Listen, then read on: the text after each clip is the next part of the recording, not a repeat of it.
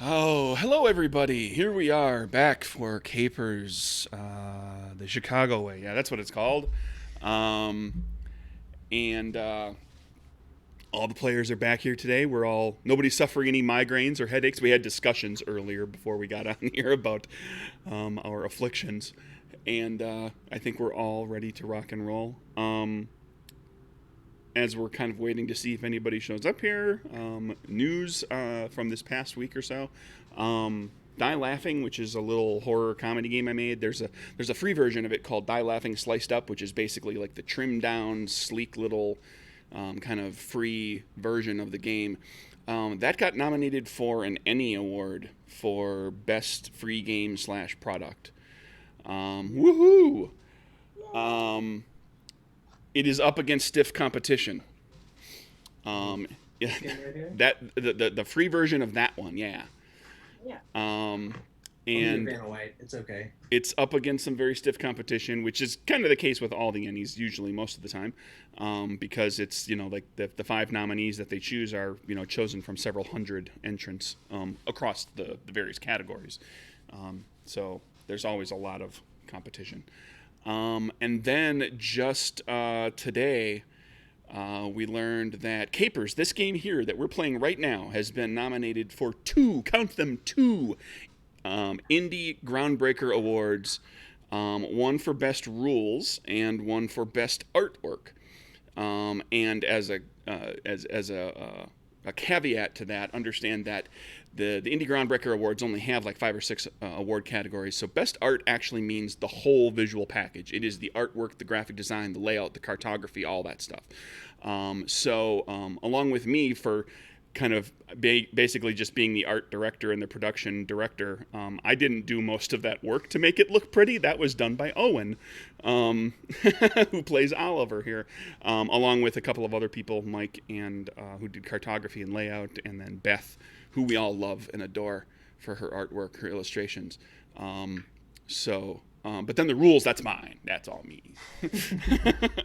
Yeah, we Although got some pretty I stiff competition on that one, though. We're up against two Bluebeard's Bride books, and those are gorgeous. Yeah, we are up against, for artwork, we're up against two Bluebeard's Bride supplements, and the artwork for those books is ridiculously good. We're up against, who else are we up against? Good Society, And there's one more. which is a Jane Austen RPG. It's basically recreating Jane Austen novels. And their artwork is not terribly different from Beth's. It's Okay. kind of that. I don't want to call it comic booky, but it's not super photorealistic. But it's also very like thematically throughout the book. It's similar to Capers in its thematic. Throughout the book, it's like Capers is like very much of an era and of a particular style, and Good Society is very much of an era, and has a very consistent, very nice. It's an appropriate style for a Jane Austen kind of game. And then I can't remember the name of the other one, but I did manage to get a hold of a preview of some of that. The artwork in there is really kind of cute. Not cute, really kind of cool too. So yeah, it's all kind of actually really good I'm trying to pull competition. it up now. It's something of Pokuna or something, and I'm probably pronouncing that last word wrong. Hakuna Matata? Oh, wait, no. No, um, but it's some very evocative artwork that's in that fifth game. Now that I'm blanking on, I apologize. I don't have it in front of me, and I can't. I don't want to go digging because it screws up all Way my of Pucona. way of what. Way of Pucona. Pucona. So I was close on the Pucona anyway. And then rules, where the game is up against Good the Society? Good Society, which has a really solid rule system. It's a custom system Mm-hmm. for that game, I believe. The Sword, the Crown, and the Unspeakable Power, which is a Powered by the Apocalypse game. So it uses the Powered by the Apocalypse engine as its core rule set, but then kind of builds out from there. I own that game, actually, and there's some interesting things that they did with the rules in there. What else is on the list? Top Secret New World Order, which I know I'm actually nothing. I know nothing about the rules for that one. So It's kind of cool. I'm currently working on the latest expansion for it. right. So you're at least familiar a little bit with the game. So there's that. It's I, pretty I neat. just haven't seen it myself. And then what else we got? The King Machine. I don't know anything about I that don't know one. anything about that one either. I haven't heard of that at But all. I'm sure that if it's on the list, it's probably pretty solid. So Oh yeah, no, it sounds great, but We will find out in at Gen Con on Wednesday night. So that's when the award ceremony will be. So that's that. So hooray and thank you. And I was going to mention too, like for the rules thing, haha, it's all about me. Actually, it also comes down very much to thank you very much to all the playtesters, because those are the people that help to make the rules actually work. Because I can come up with great ideas and toss them all down and be like, oh, this is wonderful. These are great rules. We should use them exactly as they are. And then the playtesters say, no, that's bad. That's broken. You need something that does this. You need something that does that. Get rid of this entirely. Which is something that I am in the middle of doing with CAPERS Covert right now. Complete rewrite of a rule subset. Because I was in love with my idea, and all the playtesters said, no. That's a little much. And it wasn't quite that bad from the playtesters, but it was, it made me really rethink it. So anyway, that's how rules get changed, and thank you, playtesters. So that's all of that. As far as the game goes, let's get rocking and rolling, because you guys got an Italian dude to rescue. How about we get what's the breakdown of what happened last time around? Anybody want to jump in? I'm trying to remember what I know how we set up getting to Giuseppe, but what else did we have going on in there?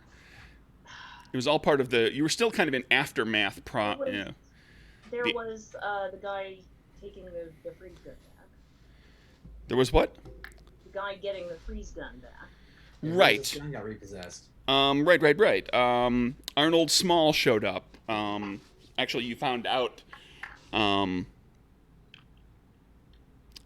Also, he came looking on behalf of the person who created the gun, because the freeze gun was intended for somebody else, and he bribed it off of Rose, and she ran the price up until she felt that was okay. That's as good as that's going to get, and she got a big fat pile of cash that she gave. Some of it she contributed to the ongoing efforts of the group, and the rest she said, "That's mine." Well, Rose would have tried to rack the price up even more, but she felt like 7,500 was a good enough number to stay on at least. And I think then we had Kieran did a little mind probing on the fellow that you were talking to as well, and discovered that the person that created the person that he works for, his employee, because he was always referring to his employer, was named Angela Small. So ostensibly related to him in some way. And then when he left, he opened up a doorway, and on the other side of the doorway were people with Tommy guns, and then he walked through the doorway, magical, mystical, superpowered doorway, not a door. And then that closed up behind them. And when that happened, Kieran was struck with a headache, not unlike what we were discussing before we started the podcast. Started the stream. So, both Kieran and Maggie were struck with horrible headaches, and they have since passed. But that was a thing that happened.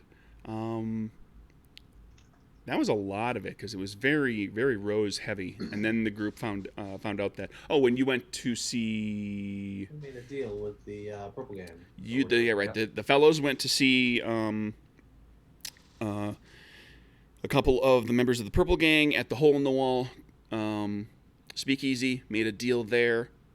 Got an okay deal, not great, but okay.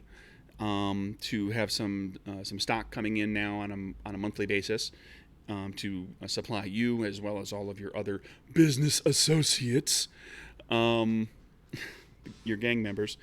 And meanwhile, the ladies went to Giuseppe's arraignment, and he was denied bail.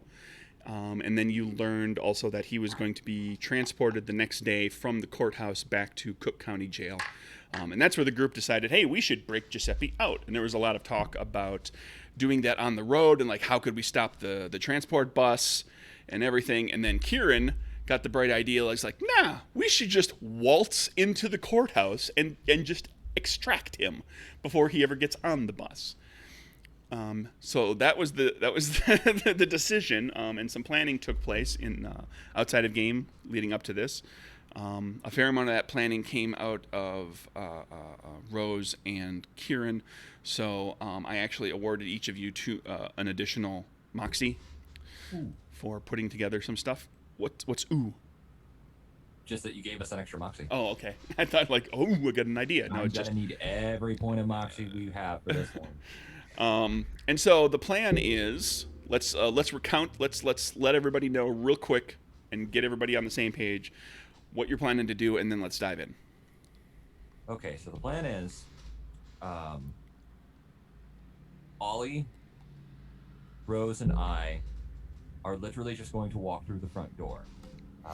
Ollie and I will have FBI credentials provided to us by a certain FBI agent named Rupert Corwin, who is someone that Kieran made a deal with in the past, and unbeknownst to all of you, is actually the reason Giuseppe's probably where he is right now. But you guys don't know that. We are going to walk in. We are going to stop them from transporting Giuseppe, saying that Rose is either an informant or an undercover agent that has informed us that he is ready to talk and that he is ready to spill the beans on Capone's operations. And so we are there to get a sworn testimony statement from him and then move him to a safe house. In the meantime, Citroka, in her mist form, will be running surveillance for us.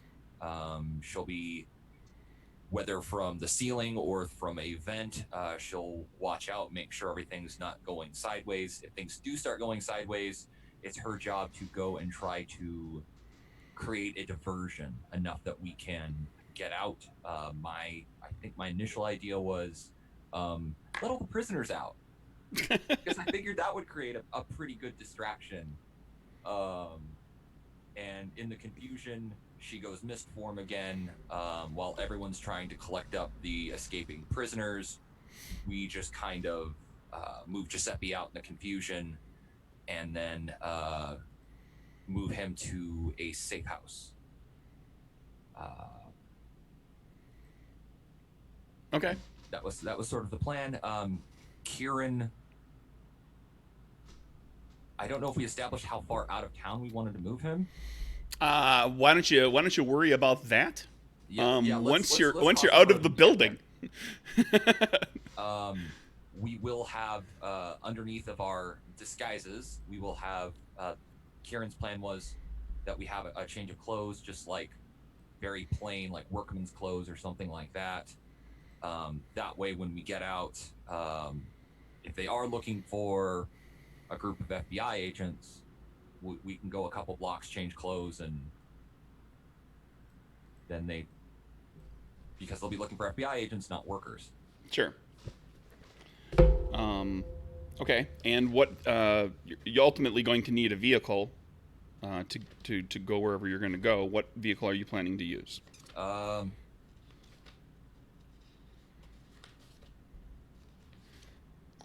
We can take mine, but it would be a little conspicuous. Yeah, we might just have to steal a car on the way. I mean, we have connections. That's like, true. We could try to people. see if one of our connections can loan us a vehicle. Yeah, it's a black Model T or something. Yeah, just like a cheap car. Somebody Fed would drive.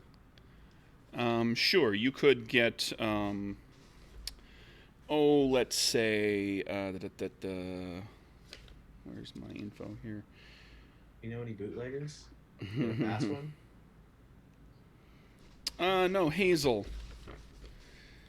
Hazel Anderson, your Rose's contact. That's kind of the Queen of Thieves type, the one that kind of has her fingers in a lot of nefarious pies of grift and theft and burglary and so forth. Could probably jack She you. did that for us before. How many times can she do that without being caught herself? Oh well, she doesn't do it. She has one of her minions do it, but that also puts you in debt to her yet again. Yes, of course. You could do that. So you could, and that way you could jack a Model T from just wherever. You could also go to any of one of your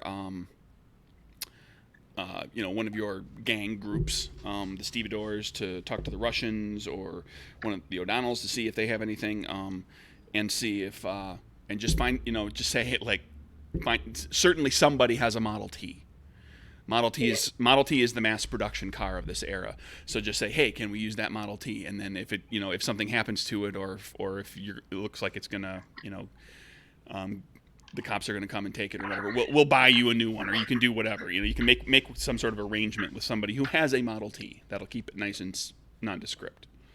Yeah, I think it would be better to borrow someone else's car than to always go into debt with Hazel. Honestly, I think Ollie would probably try to get one from one of the Stevedores or something.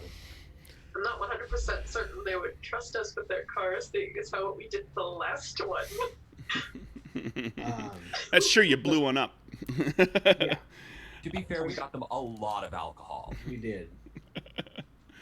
But I mean, the Stevedores know Ollie. They know he's kind of a car guy now with his fancy new car, so To keep it simple, that you've got a good relationship with the Stevedores.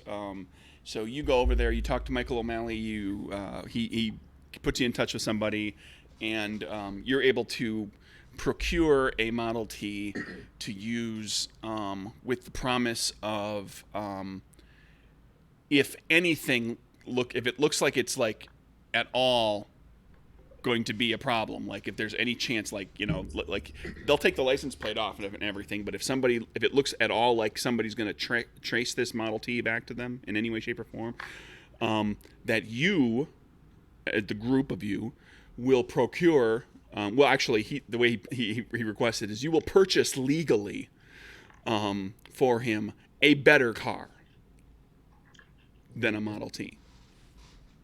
Sounds fine. I have enough dough to spend around on cars, I guess. Okay. So there you go, and now you've got a car. It's nothing fancy. It'll do the job. It'll hold all of you. You can ram a couple extra people in there. Once you've got Giuseppe, you'll have to. It'll be a little crowded, but not terribly so. I'll be right back. Okie dokie. Any other preparation that any of you want to do while we're waiting for our driver? Oh, yes. Rose would like to thoroughly dress herself for the occasion by putting on a blonde wig and making herself look at least somewhat presentable. So Turgo will offer to carry the extra clothing and whatnot. She can hide it in her pocket. We'll do this while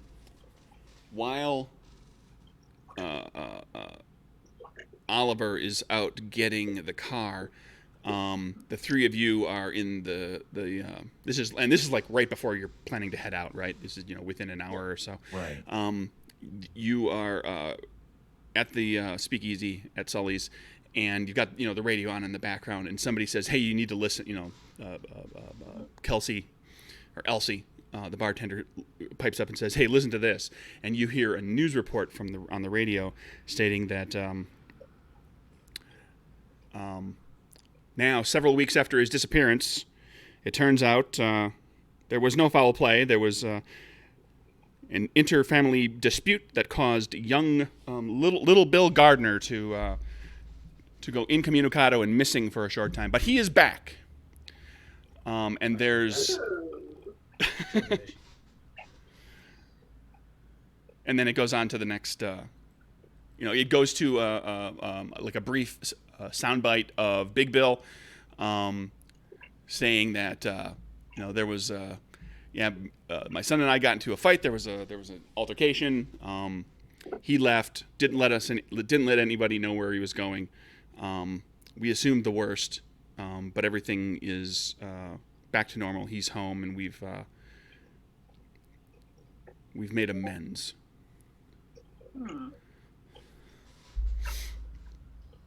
And then it's time for you to go. Now that Now that I've thoroughly confused all of you. Is Rudolph at the bar while we're leaving? Rudolph. Sure. Rose is going to wave a flirty goodbye to Rudolph in her lovely blonde wig that he met her in. In full view of Kieran. Yes. Full view of everyone. She's not doing this like a sly little move. She's doing this in full view. Everyone she's ever flirted with is seeing her do this. Kieran's got way bigger things to think about. he doesn't even react. He's just like, nope. That's fair. And off you go. The group of you, unless you have something else you want to do beforehand, time is getting short. You head off to the courthouse. Kieran makes sure that Ollie is dressed in just a simple Dressed, period. government suit, basically. Make sure he's clean shaven. We're both wearing ties. Satroka absolutely Trench loves him in a suit. She has to comment on this several times. Satroka, what? I'm sorry? She loves him in a suit. Comments on this Goes up there, several kind of times, how good it straightens looks. his lapel, checks his tie, Yeah. all that Yeah. fun Ellie stuff. is visibly uncomfortable. Like squirming and adjusting the tie constantly, and yes, Yeah. very visibly uncomfortable. And if that's a cheap government suit, it is almost certainly wool, so it's itchy. So hot. In the car right over there, I give Ollie his credentials, tell him his name is Agent Taylor, Agent Robert Taylor, and Kieran is Agent Jack Robinson. Taylor, right?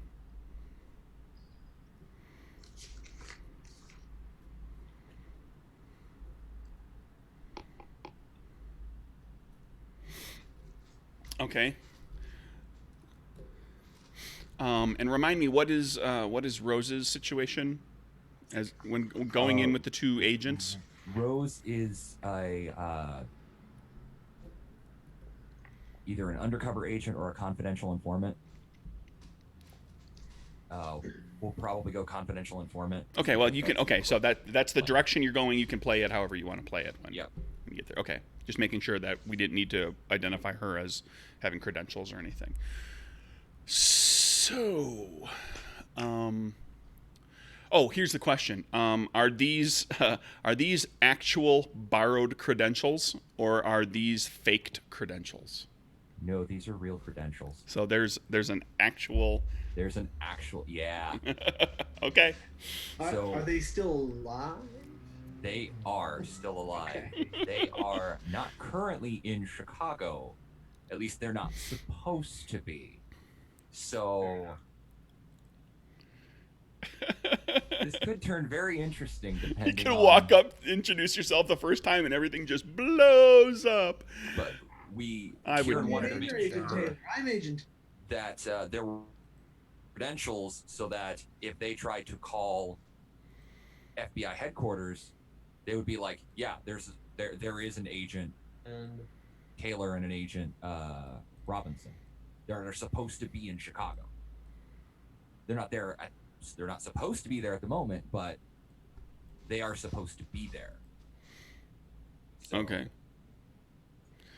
Okay, off you go. But if they show up, it's gonna make for an interesting time. So, all right, Ollie, go ahead and drive us up to the front of the courthouse. Okay. Look like you belong there. So you drive over there. Where are you planning to park? they don't have a valet. No, they don't. There are parking lots. There's street parking. There's no parking deck or anything like that. So Is it's there really a. street parking close to. You could attempt to park amongst the law enforcement vehicles, or you could park in a lot, or you could park on the street. Is there parking close to an exit? I'm gonna hop out of the vehicle before we get to the courthouse, and I'll just make my way a little ways down into like a back alley or something, so I can go into smoke form Okay. a little ways away so nobody sees me. Okay. Well, Satroka does that, and that now limits your choices if you want her to be able to see you. So where do you want to go?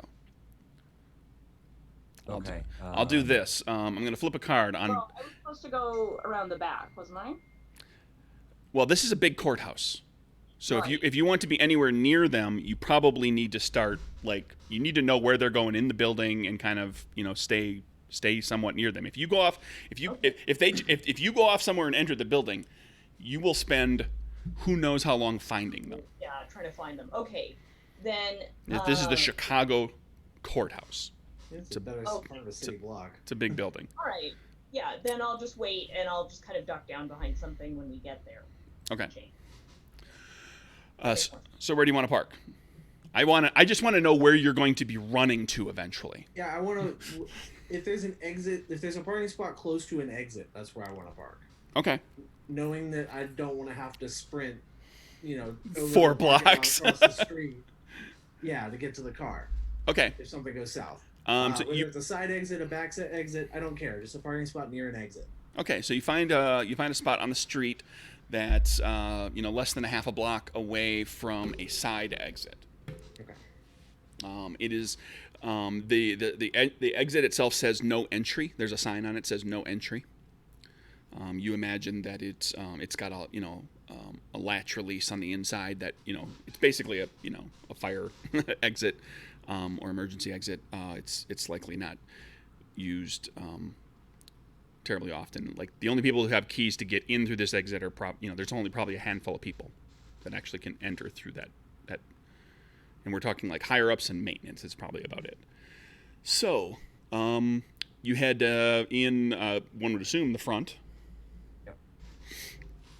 Satroka, how are you getting to the front in smoke form? Are you smoke forming outside the building, and then how are you? Yeah. How are you getting into the building at 11 in the morning, with the sun up and Yeah, I think what we 100 people out in front of the building? Yeah, she'll go inside the building. She'll kind of mill about. People could smoke inside, right? People can smoke anywhere. It's the 20s. Yeah. The doctor will smoke as he is examining you. There you go. So she will kind of mill about and then wait until she can duck into like a corner or something where no one will really see her. Okay. That's what she wants to do, and then transform. Okay. So you go in the front. You've got your CI or whatever, who is accompanying you. Satroka's along for the ride. I'm just walking in like I'm some normal average Joe because I'm not. I don't have any. The two of you walk in. There's this is not the age of metal detectors or stopping people as you enter the place. It's like people just walk on in because hey, everybody's a good law, upstanding citizen, and we all abide by the laws here. In fact, all the people who don't abide by the laws are in those cells back there.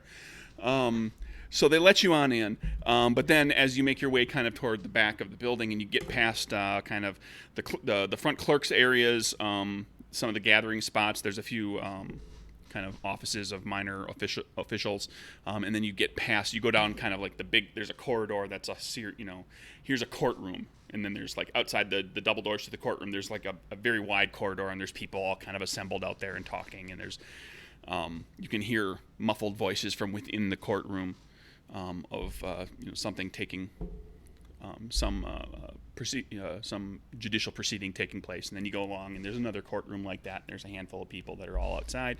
You get kind of to the end of this corridor, and you come to a checkpoint, or you see it coming at this point. So there's going to be a checkpoint that you're going to have to go through. So Satroka? Yeah, this will be where I duck off to the side somewhere. So do I want to try like stealth or something? Let's do like a stealth to kind of slip out somewhere nice and sneaky, with nobody really noticing you, where you'll slip around a corner or into a little storage room or a janitor's closet or an unoccupied office or something.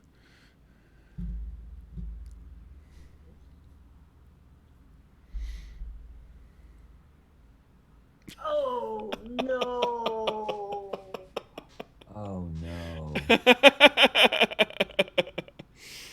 um. Why the worst? It's going so well already. The first pull. I am the worst gangster ever.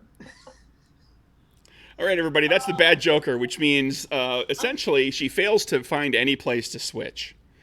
There's going to have to be a botch. Yeah. Although botches aren't always immediate. Can you what? Nothing. Never mind. Botches aren't always like immediately understood or noticeable. It's some sort of a complication that I'll introduce.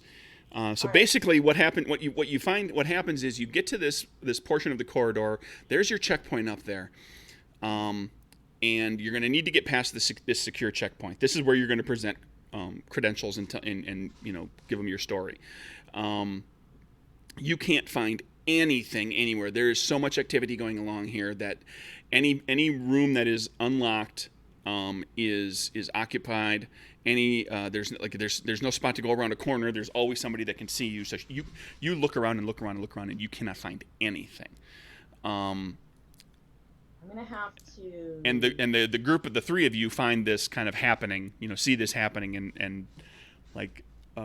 You can react to all of this. You can get involved, but this is like Satroka has done her darndest to try to find a spot, and she cannot find one. Not anywhere in this part of the building. I mean, we're not supposed to know her, so Ollie's gonna try to pretend that he doesn't notice what's going on. Spot like a nearby bathroom or something. Yeah, I'll just kind of catch Kieran's eye and nod toward the checkpoint, and then I'll kind of gesture that I'm going back a bit. So, hoping he'll understand what I mean. And Kieran will take off his hat and kind of fan himself, and as he's fanning himself, just kind of. Yeah. All right. So I'll kind of wander back in search of the bathroom. Okay, so you're kind of leaving this area where there's just nothing, and you're Kieran, you're kind of motioning, kind of giving your suggestions. Rose and Ollie, you both you were headed down this corridor and you were headed right toward that checkpoint, and you guys are looking super official. You've got credentials out, you've got a suit on. There were two of you. You look incredibly FBI, incredibly Bureau of Investigation, and the checkpoint person that's sitting down there at that table is looking at you like you were clearly on your way here. And now you're just stopping and milling around, and he's kind of paying attention. And then while you guys decide what you're doing, Satroka, why don't you go ahead and give me another check for elsewhere in the building? Oh. Outside of that courtroom corridor. I don't think Ollie would have stopped. Honestly, I don't think I would have stopped to mill about. Okay, well then you walk up there alone. Okay. Always with the Rose cloud. pretends to feel dizzy, which is why she stopped in the first place. I got one more card. Nope. Go back to that king. You can send him on to go back to King. We get another complication. Yay! Just rack him up. Satroka's a very complicated person. She's not. I've started a list of clubs with 1 slash and botch with 1 slash. Oh, yeah. Hit them all right at the end. He's hanging on them. Yeah. Yeah, actually, if you guys want to, I'd be happy to talk to you about how I came into this with a plan for how to handle this, and this would be interesting for you and for other players of the game and people who are looking to GM and stuff down the road. we can talk about this after the session. Do a quick debrief while we're still recording and streaming. So yeah, you go. You find a spot to kind of get around a corner and into like basically a janitor's closet that's been left unlocked, and you poof, and you are able to. Now this is a 1920s courthouse. It doesn't have like acoustical ceiling tiles to get up above, but it does have plaster ceilings, and you could get up into the structure by going up through like a crack in. You find a crack in the plaster ceiling somewhere, or up through a light fixture. A light fixture that's not set perfectly. You can take your little misty form and up like that. So you could potentially get up into kind of structure like that. Now, it'll be a little difficult for you. You obviously can't see anything, what's going on in the corridors and the rooms below while you're up there. So you'd have to find your way to where you're going, find these guys again, and you'd have to kind of like poke your smoky self out through the roof or through the ceiling every so often to just kind of keep track of where they're going. You follow me? Yeah. Like every so often there needs to be like a little wisp of smoke that comes out of a light fixture or something like that. How far away is she from us, roughly? You have no idea. She walked around a corner. Okay. I think that going like inside the between the walls kind of a thing is probably the best idea at this point, because the smell of the cigar smoke no one will particularly notice badly, but the sight of it floating around everywhere might be a bit weird. So yeah. In the ceilings, above the ceiling, but like in amongst the structure. Yeah, because that gives you free reign. Like you can go like everywhere up there. If you go into a wall, like wherever that wall goes is like as soon as the wall turns and there becomes a corridor, now you have to go that way. So I would have, as I went back to find the bathroom and whatever, I would have, at least sort of gotten an idea of. Sure, you kind of pay attention to like how many paces it was or whatever. You kind of have a sense of how far you need to go. So you eventually you kind of make your way back, and. We'll get to you arriving because Agent Robert Taylor has decided to just stride on up to the checkpoint all by himself without the smart guy. What do you got? I'm talking to Ollie, and you're muted.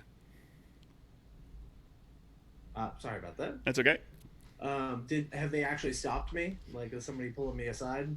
Oh, they have to open a door. There's like there's a door that's closed off. It's actually a Dutch door. Like they could open it. It has like the little table piece on it. Like the guy's is at a counter. It's open, so you can see him, and you can see the corridor kind of beyond. And you see some people down there. A couple of uniformed cops, another person in a suit. Somebody's getting hauled through in cuffs. And there's a clerk that's basically the checkpoint clerk that's at this counter, and then there's a door right next to it, which is like a Dutch door that has like the table piece in the door. So like if they needed to, they could open the top half of the door and somebody else could fill out a form there. They had more space to fill out forms, or they could pass something over or whatever. But there's otherwise a door. So yeah, he's standing there, and he's got a sign-in form. And he's got a clipboard that very clearly has a list of names on it. Okay. And he's armed.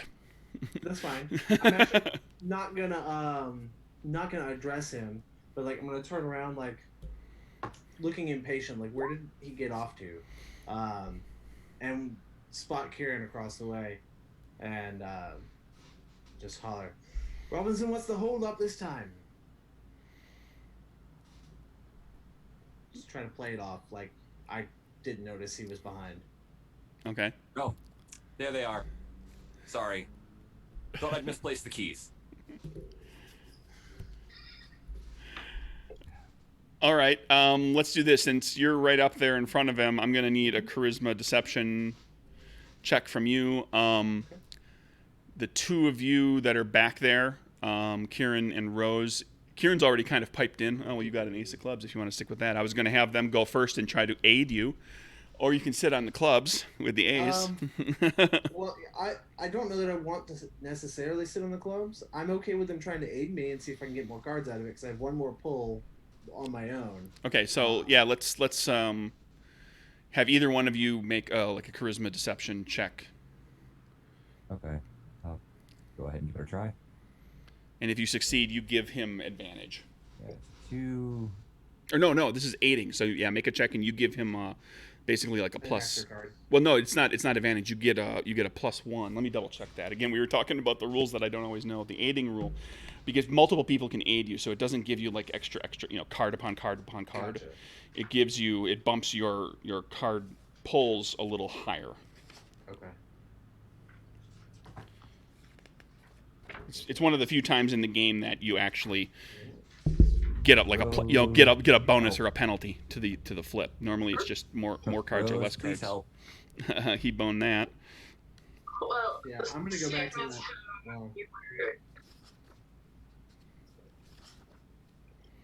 I'll probably end up going back to the ace.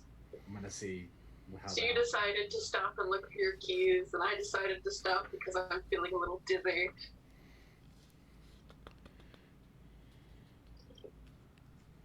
We are just off to a great start, aren't we? Is So Rose charisma aiding deception, well? right? Yeah. Yeah. Oh, this is gonna be Yeah, it's fun. a 1. Okay. And I get to go back there you go. I'll sleep on that one. That'll do. Okay, so that's a success with a boon. I'm going to call that 2. So your 7 becomes a 9, and you could stick with that, or you could Or moxie go back to the down to the ace. ace, but that'll cost you a moxie. That'll cost me Moxie, and I'll have the complication later. Or right away. Who knows? Or right away. It'll be a surprise. The question is a 9 good enough?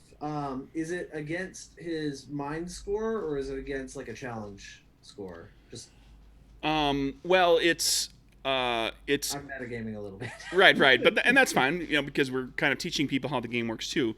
Usually, something like this is you're working against his perception defense. Like he's trying to you're trying to see, like you're trying to bluff him, so he's trying to kind of see through any shenanigans that you're pulling. So it's usually against his usually against his perception defense. But the GM has the right to, like, his perception defense may be a little higher than normal, than what his character sheet says, simply because of the job he's doing and how important it is. Yeah, he's so I'm gonna go ahead and extra spend on Moxie alert. And go back to that ace. Okay. Because I don't think the 9 is going to be enough to do it, and I'm okay with a little bit of a complication. Okay. On the upside, it is an ace, so it gets a boon. So you sell it really well. So like I said, Ace of Clubs is actually my favorite result because it's a success, but it comes with a boon and a complication. So yeah, you sell it perfectly well. The other 2 of you can catch up at this point. Yep. And kind of you'll have to stop at the checkpoint and make your way. And while this is all happening, of course, Satroka is making her way through the relatively dark ceiling plenum, the structural plenum between the floor and the ceiling. But just like if you just kind of move along and you little cracks of light, you get there's little cracks of light that are letting little cracks in the plaster and light fixtures and things that are letting light up. And every so often doing the little kind of poking your little misty. It's as if you turn the eyeball portion of the mist of the smoke eyeball. just goes whoop down into the ceiling and into the corridor and looks to see where looks around, and you're slowly you're making your way to catch up to them. So the fellow at the desk seems satisfied with your ruse. He doesn't know it's a ruse, and hands up, has with one clipboard with the clipboard of names in his hand. He holds out the other hand and says, "Credentials." Get out my badge. Yeah, do the same. Okay. You produce your badge, which has and now this is in the era before there were photo IDs. So it's basically it's your name, your badge number on a card, and then the badge itself has the number in it. Robinson and Taylor, FBI. He takes both of them. He looks at the clipboard, He flips to the second page on the clipboard, and he says, it's like a momentary look of confusion, and then that Boone kicks in, and he says, "Early. We weren't expecting you for another day or two." Well, we just had a new possibility come forth. Prisoner looks like he might be willing to flip. So, and it's a big one.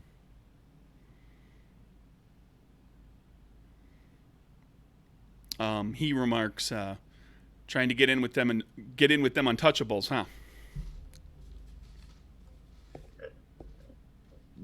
I don't know if we're trying to get in with them, but trying to make after all, they're Department of Prohibition, we're FBI.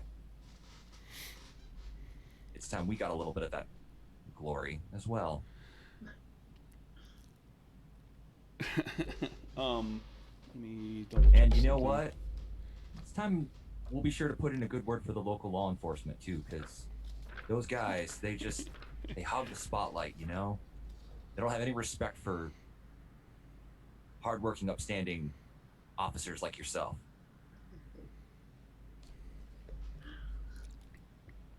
Yeah.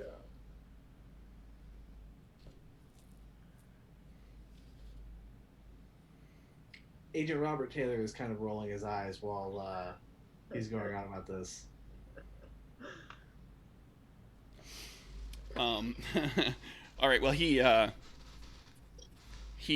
a little scribbling on his clipboard, hands you your badges back, hands them, individually to you, and hands you the correct one, and then goes over and you can hear him unlatch.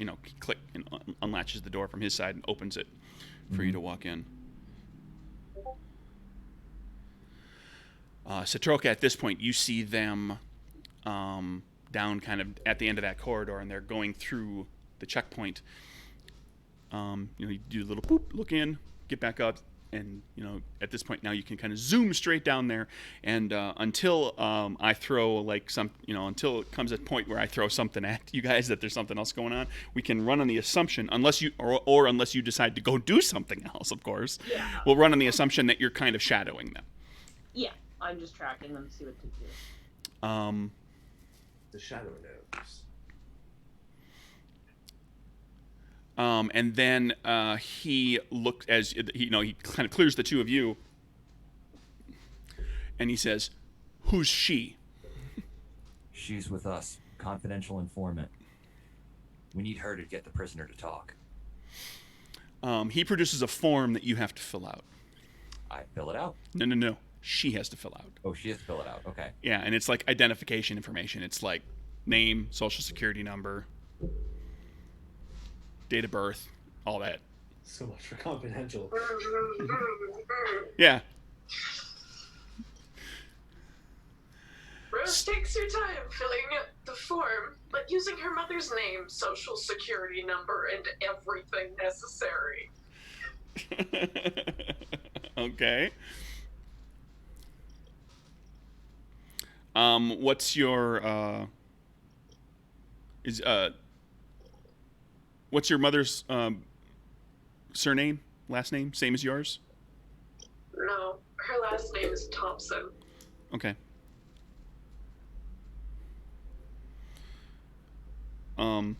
He takes the information, kind of looks it over, and says, "Thank you, Miss Thompson." And he kind of jots some things down next to it on like the little, office use only section of the form. And in you go. Where do you go? What do you do? We head towards the holding cells. Okay. The jail section. You start making your way through, and you hit. There's signage back here. There's like little placards pointing you to different things, and there's placards pointing you to offices and pointing you to interrogation or. In the day they're not called interview rooms yet. They're called interrogation rooms, because it is the 20s, and you're going to interrogate somebody, not interview them. and as including like a there's a room marked files and a room marked evidence. The evidence room is double locked. It is a metal door.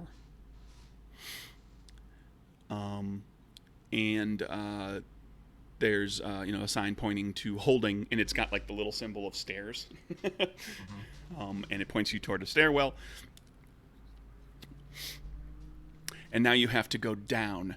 And Satroka, what do you do? Because the structure that you are in amongst does not go down. No. I will go up to the edge of the stairs, or as close as I can get. Mm-hmm. Then I will switch to liquid form and slide down the wall as fast as I can. Okay. So that I can land on the floor, and then I'd like to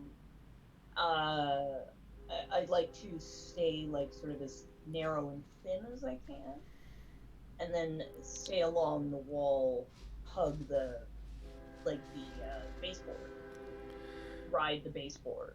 Okay. Down the stairs. Okay, back here, you're able to do that. You go down the wall. When you get inside the stairwell, the wall of the stairwell is exposed concrete block, painted. Okay. And so you're able to drip down that, and there's no wall base, there's no baseboard. But it's concrete because it's a stairwell and it's going to be fire protected. And so there's it's basically it's just a shaft that takes you all the way up, and it goes up to the third floor down to the basement.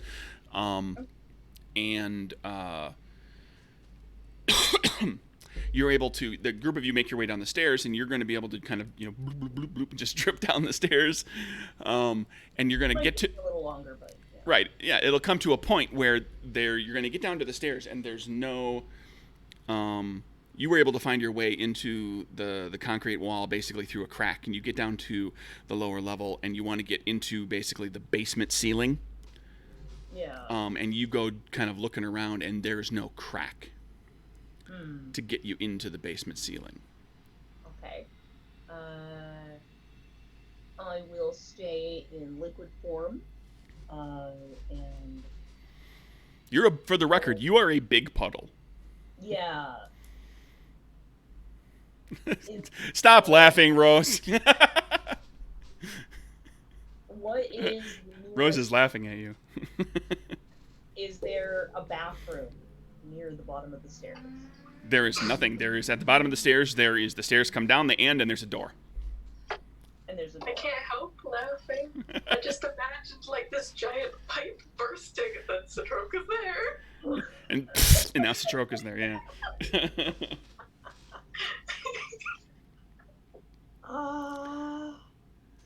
Shoot. Okay. I mean, do we see giant puddles, Satroka? Yeah.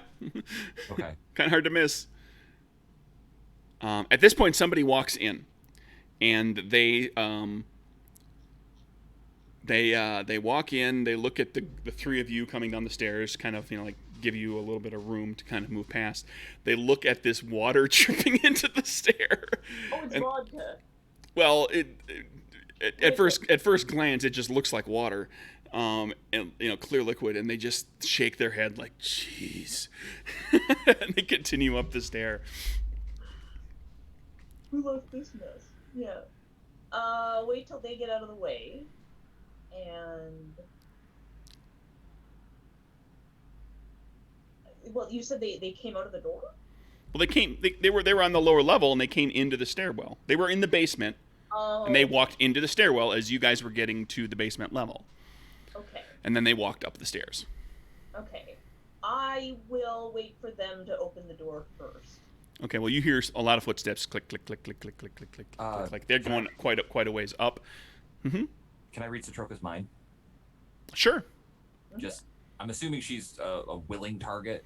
Oh, yeah, she wouldn't resist. So I'm just going to read her mind just so if she needs to tell me something, I'll understand her. Yeah. Are you able to speak to her? Are you able to project your thoughts to her? Speak to her. But I can hear her. Okay, well, you have not planned for this beforehand, so you will need to say something to her to know, so that she can know that she can do this. Okay. And there's a person in the stairwell right now, and it's very echoey and loud, and you hear the thunk, thunk, thunk, thunk, thunk. Eventually, you hear a door swing, and then close and latch. And then once it closes and latches, then I'll... gonna say to the group, well, it's very interesting that there's a puddle here. I didn't expect there to be a pipe leak. Yeah, well, these old buildings, if someone were to just listen, they could probably tell where the drip was coming from. Yes. The drip was Maybe if there was a place where the water could go to next. And I will whisper. I'll bend over like I'm tying my shoes and whisper to the puddle. Yeah. I'm going to use telepathy. Okay. So I can hear you. Yeah. And I use telepathy. Okay, Right. so from this point forward, you've got you've got a boost running? No, I can just use regular telepathy within 30 feet. If she's any further than 30 feet, then I can't do it, but... okay, You know what? I will go ahead and I'll use a boost, so I can do the 100 feet telepathy. Just in case. Yeah. Okay. I'll be like, where do you want them to go? Is there a drain nearby? There would be a drain down here, yep. Stairwell. I'll say, or maybe we should all light up while we're down here. Just take a moment and have a smoke. That would be easier. And where would this smoke go to next? Best news I've heard all day. Packs his pipe. Aaron Nice. pulls out a cigarette. Alright. I can turn back in smoke form and it won't seem so obvious. I can blow human-shaped smoke rings. Look. Okay, well, here's the thing. You ultimately need to get out into the basement level, and she needs to get up into the ceiling again, if that's the plan. Yeah. So I'm just something gonna that follow... something she can't do from in here right now. Right. Yeah. I'm gonna follow them in. Okay. Can we just open the door? Yeah, open the door. Okay.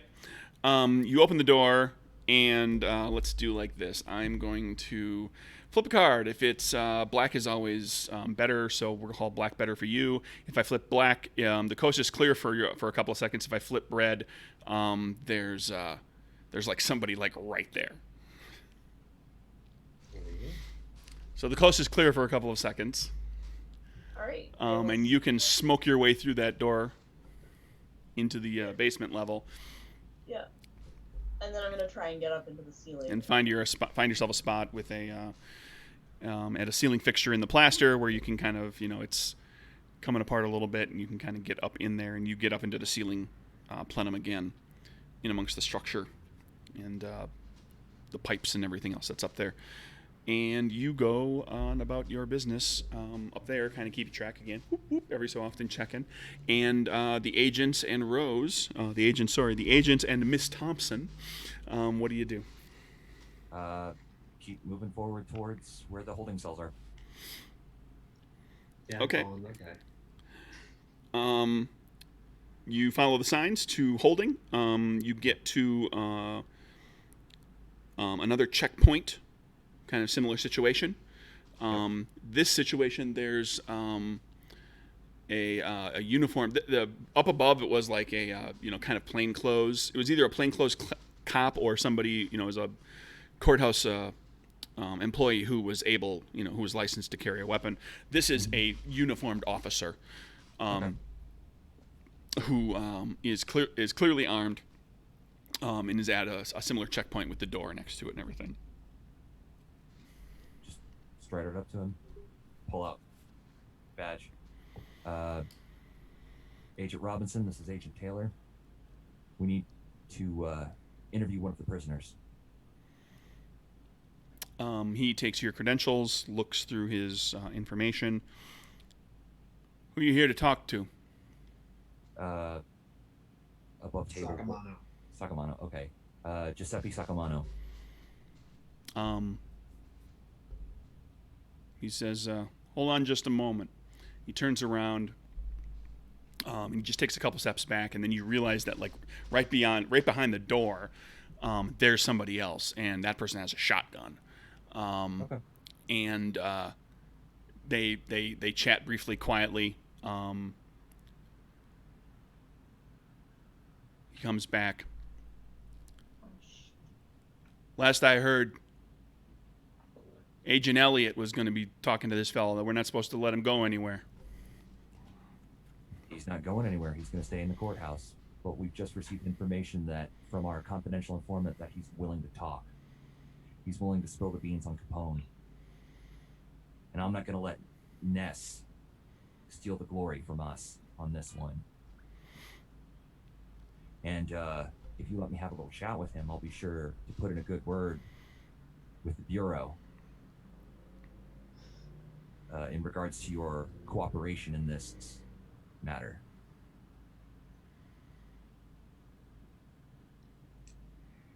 You know, if I go again, to clarify for everybody, just so that we get the name right here, this is Agent Vanessa Ness Elliott. I flipped the names because it works better, because we made her woman in the game. Because a kick-ass woman is a lot more fun than a fuddy-duddy dude. And there's, frankly, too many dudes in the historical record of all these characters, the historical people. So, and you called her Ness, or basically referred to her by, like, a familiar name. Like if you were, like, childhood friends or something. He says, Agent Elliot... you know, he kind of leans over, and he says this kind of a little bit under his breath, like he doesn't want the other fella to hear. Right. Says, Agent Elliot pulls a lot of clout around here. She's if you get the confession before she can talk to him, that's my ass. Don't get me wrong, I don't care one way or the other who gets a confession out of this guy. If we can bust Capone, I'm all for busting Capone. But I don't feel like making an enemy with one of the most respected agents in the department right now. Look, if anything happens, with all the clout I'll get from this, I'll make sure you don't lose your job. This means a big promotion for me. And I don't forget the people who got me where I need to be, who helped me climb the ladder. I'll look out for you. I will make sure that doesn't happen. I'll pull whatever strings I have to. If things go south, not only am I going to lose my job, but I mean, I'm going to lose my house. My wife's probably going to leave me. No. He starts going on about, like, how financially devastating this would be, and you get the distinct impression that he is fishing for a bribe. This is Chicago. This is like the police are. They're not all on the up and up. A hardworking man like yourself. Yeah, I get it. And as I make sure I kind of look up and just kind of pull some. Kieran pulls a couple, probably $300 out of his coat and just sort of make sure the other one's not looking and slides it across the table. Okay, you do the make sure the other one's not looking and kind of do the little look, and he is looking right at you with, like, just a bit of a smile on his face. Yeah, the guy was like 5 feet away. He heard everything his buddy was saying. His buddy spoke under his breath, but the guy's right there. Gotcha. I look over at him and I go, well, it looks like they both need some assurances.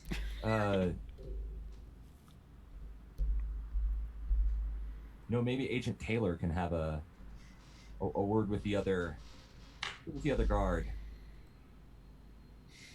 Fine. Pushes his wallet out, not discreetly at all. Rifles out some cash, slaps it on the counter, and slides it over. Now, I gotta ask, does Ollie really have a wallet, or does he just have like just a ham fist bunched up pile of bills? He has a wallet. Okay. Thank you very much. Just pulls out a big messy wad, all dirty and. Rose is like thoroughly surprised my Ollie's wallet. Like Kieran would have said something at some point, and if he didn't have one, probably would have bought him a wallet. Been like, come on, Ollie. Okay. So anyway, you can't go out of the town like that. Ollie has a wallet. You produce some money for him. Okay, I'm gonna need Kieran now to give me charisma deception with advantage because you are actually actively bribing, so that's greasing the wheels a little bit for them to buy the story, for them to believe you. No. Oh no. No. No. All right, you fail. Only good thing is you can't fail again. We're at like how many $100 now? 300. Oh. Two. The two of them take their money and say, and the fella that you're talking to, the other one with the shotgun kind of goes around the corner. The one that you're talking to says, thank you for your donation to the Benevolent Policemen's Association. But I think I'm going to have to go ahead and wait on Agent Elliott to take care of things here.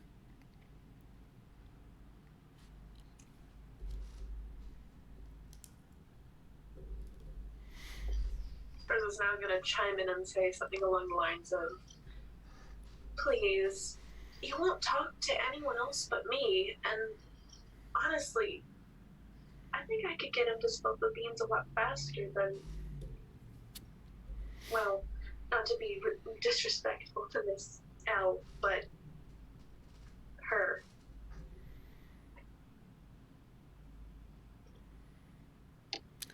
He looks at you and says, and who are you? And he looks to the two agents and says, who is this? And he looks back to you and says, who are you?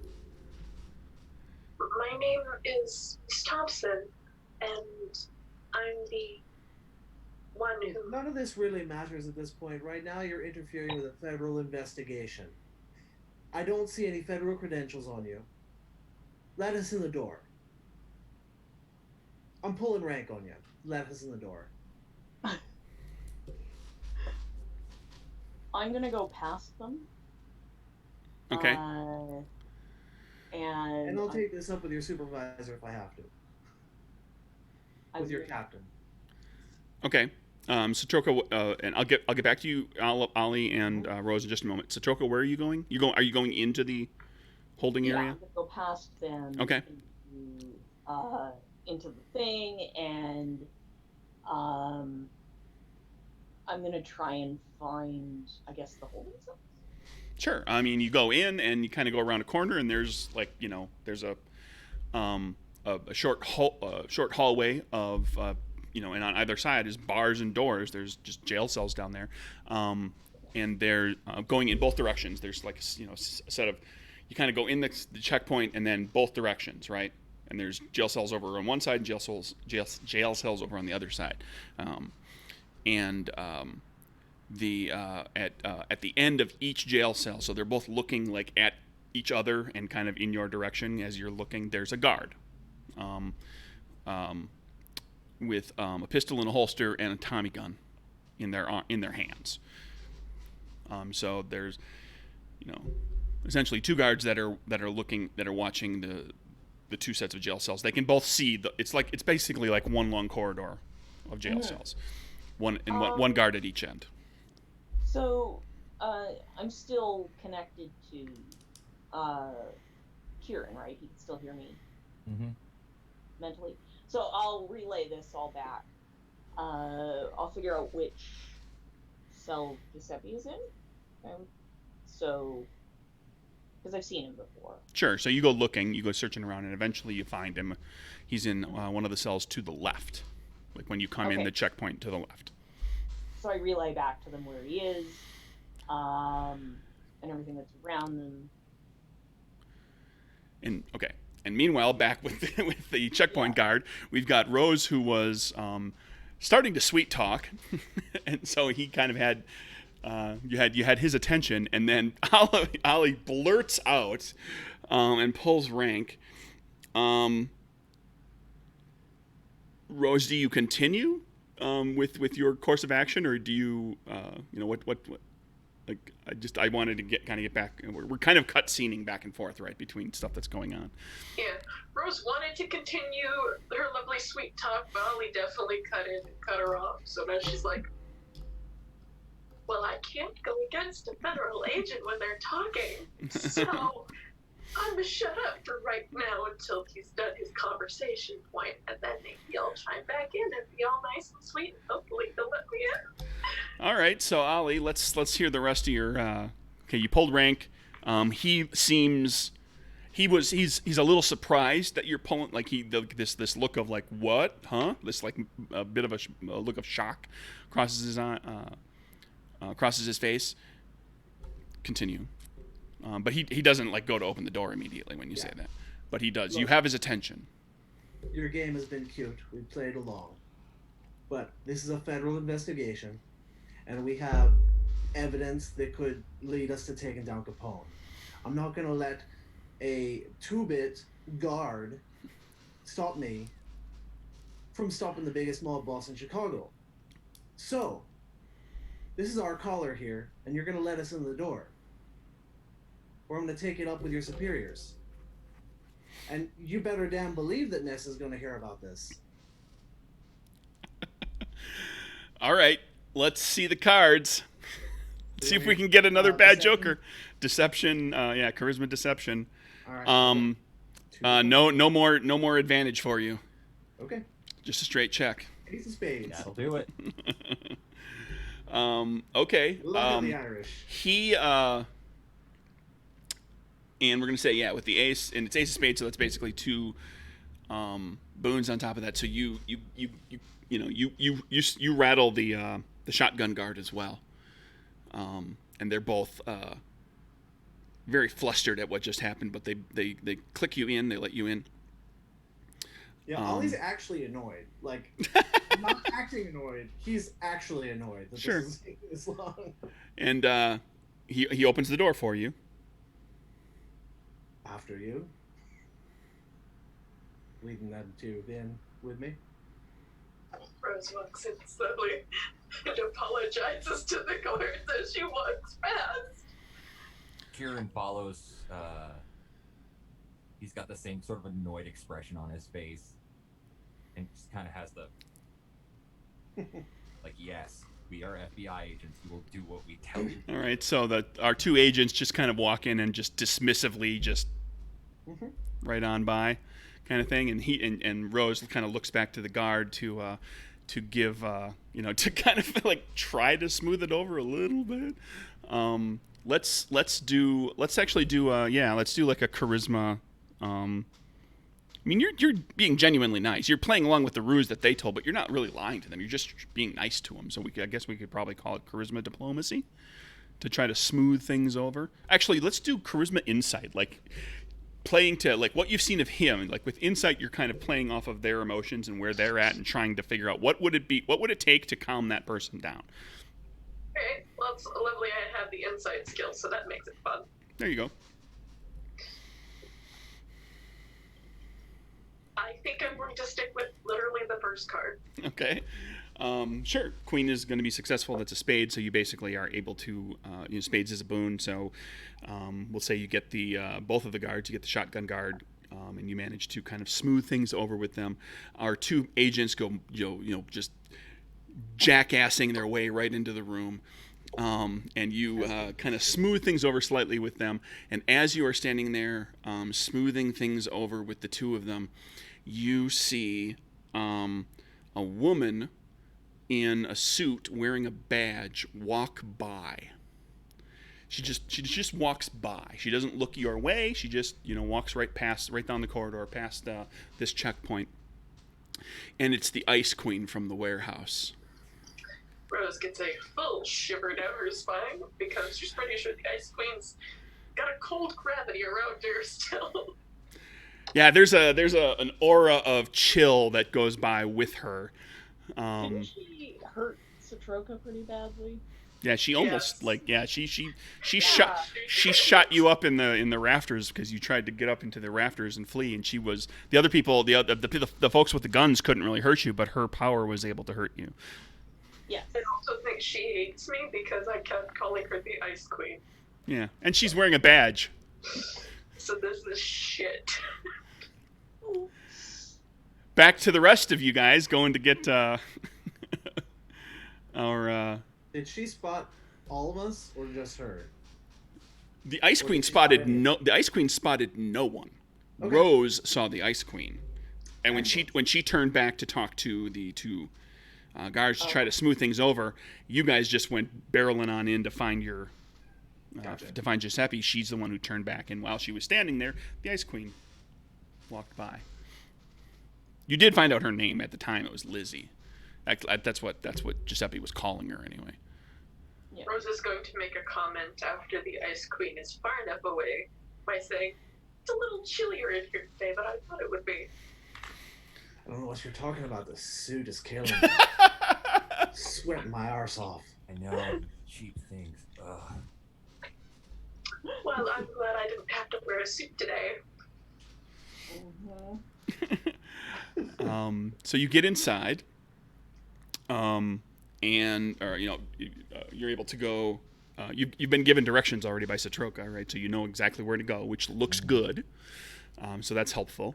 And you go down, you take a left turn, and you've got a guard standing there with a Tommy gun and a pistol. And he's got like the big ring of keys. He's got the big ring of keys. The guard does. The Tommy gun guard has the big ring of keys too. Okay. The big old timey jail cell keys. There's like eight Right. big keys. Well, there's multiple big keys, but like the cells themselves probably all open with the same key. Okay. I'm gonna keep an eye on this guy. Okay, so you're just like every so often poking your head in from the ceiling again. Yeah. The other three of you come around the corner.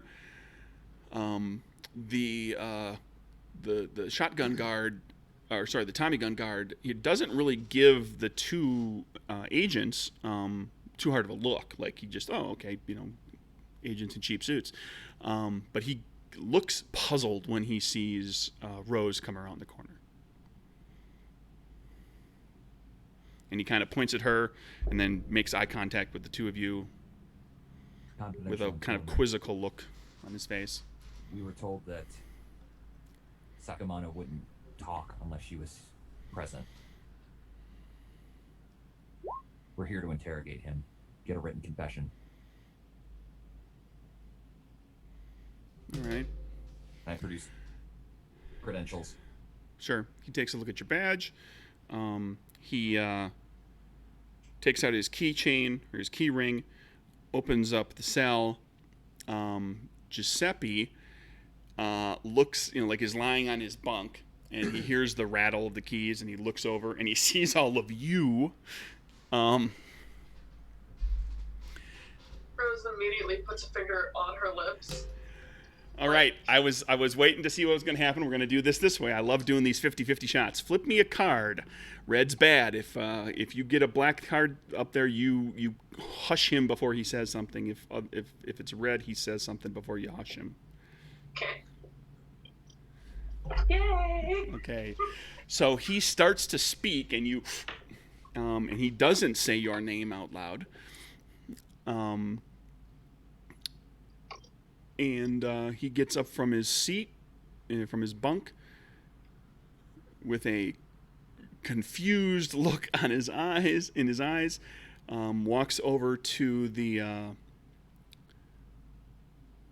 cell, the bars, and puts his hands through in between two bars. So his wrists are together, sticking out in between two bars.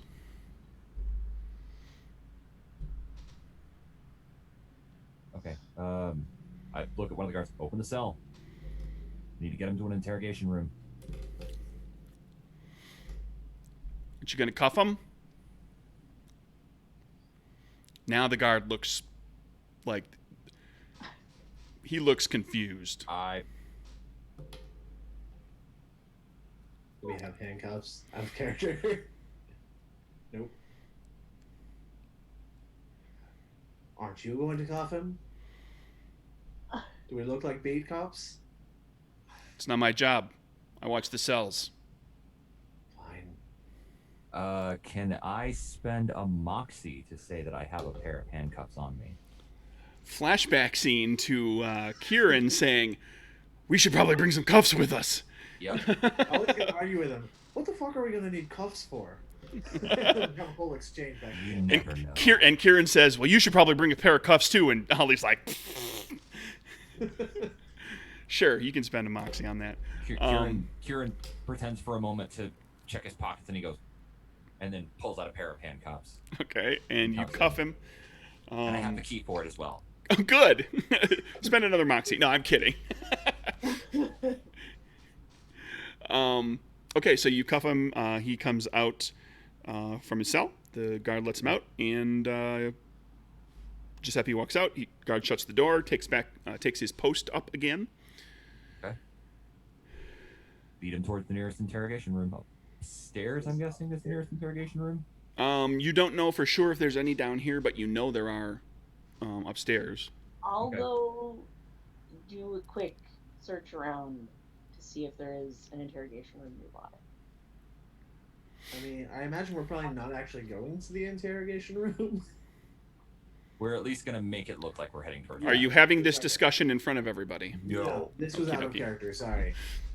Let's not make plans unless you're planning to go off into a side room and actually have that discussion. That's true. And of course, an interrogation room would be an excellent place to have such a discussion. Yes. But you can't discuss going to find an interrogation room Right. in front of everybody else. We'll We saw the ones upstairs. I'll start leading him towards the stairs. Okay. Yeah. So you take him back out, back through the door. Rose, do you want to put any icing on the cake with these guys? What do you mean icing on the cake? Well, it seems like, I mean, you allayed their concern a little bit. You were nice to them after these two jackasses went wandering in there like the way they did. Yeah. But they have likely broken protocol. Like this is likely going to bite them in the ass some way, and they probably know it.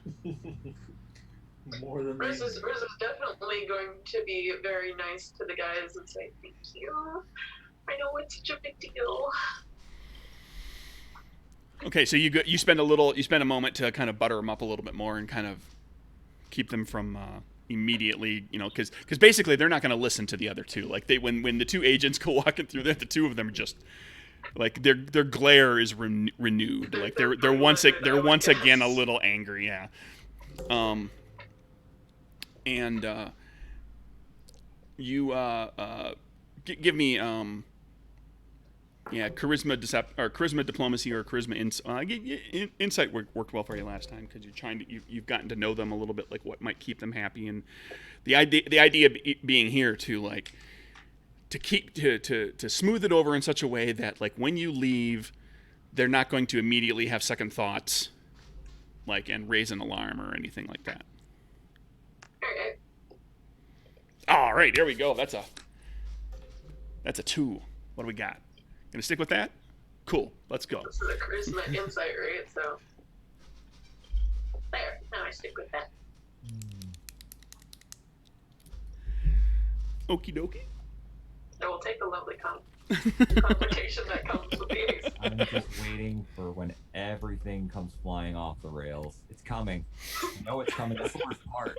I know it's coming. I don't know when. Expecting something bad to happen, but she knows that she has people she can fall on if need be. And she's already told, like, the entirety of the group, if shit goes so south that we're all captured, you know nothing. So the group of you go looking. It's a Troca. Let's do a stealth check out of you. Actually, not a stealth. Let's do like a perception sense kind of check around for you to zip around and look around very quickly and see if you can find a room where you can all talk. an interrogation room or something like that where you can potentially all talk. Because like being out in the corridor, there's a cop there and there's somebody being hauled by in cuffs there. There's just like there's no privacy in this place. That's pretty good. Sure. King of Hearts is pretty good. I think I'll stick with that. Okay. Yeah, you find there is an interrogation room down here. It looks like, you kind of do a quick zip down and start looking at signs and everything, and you see like there's one interrogation room down here. Okay. And you I'll find tell them. the one that there is. I relay that back, and I'll head into that room. Give them directions to where it is. Yeah. With your mind. Um, You're quite the little scout with this telepathy thing going. You're quite the little scout now. at this point in time, like at this era, were interrogation rooms, did they still have the mirror glass windows and the observation room on the other side? That's a good question. I didn't give any That's thought when to they that. invented two-way glass. I Yeah. mean, two-way glass existed. I just wasn't sure if they were using that application for it then. I imagine they probably would have been. But I don't know. If only there was a way to look that up very quickly.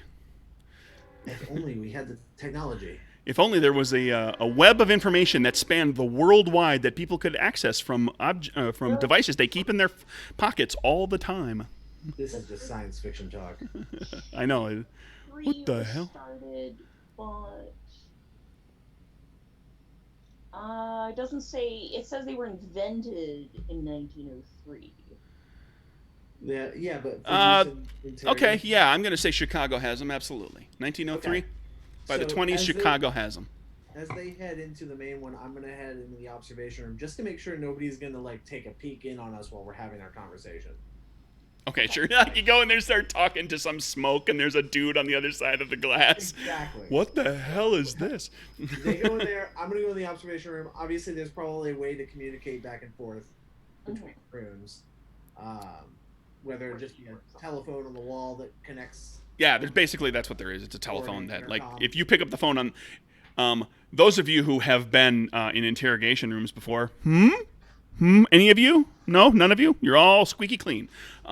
Yeah, there's in a nice enough place, and in Chicago certainly has it, where it's like if you pick up a phone on the other side, it turns on a light. Yeah.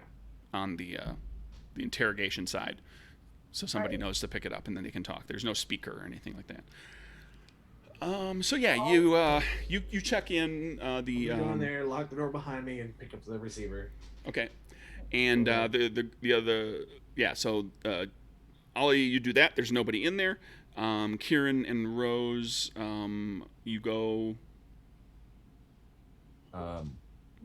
into the room with. into the interrogation room with Giuseppe. Yep. Satroka, where do you go? I'm gonna go into the interrogation room as well, and just listen in for the moment. You're not gonna hang out with me?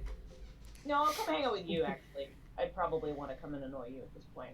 I haven't annoyed you in a while. Okay, so you're going to actually be in the room. Yeah, I'm gonna go With the into plan? room with Ollie. Oh, I'm Ollie, gotcha. Yeah. Oh, you guys are going to make out. Maybe. I'm gonna go in the room with Ollie and return to normal form. Okay.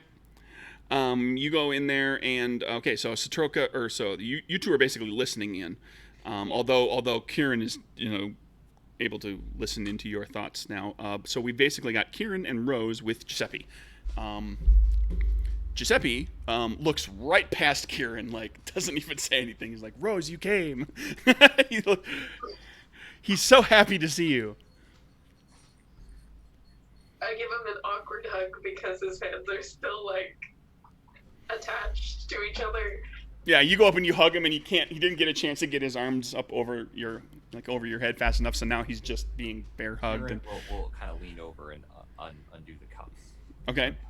She immediately says, "I'm sorry for not hugging you in the court, but I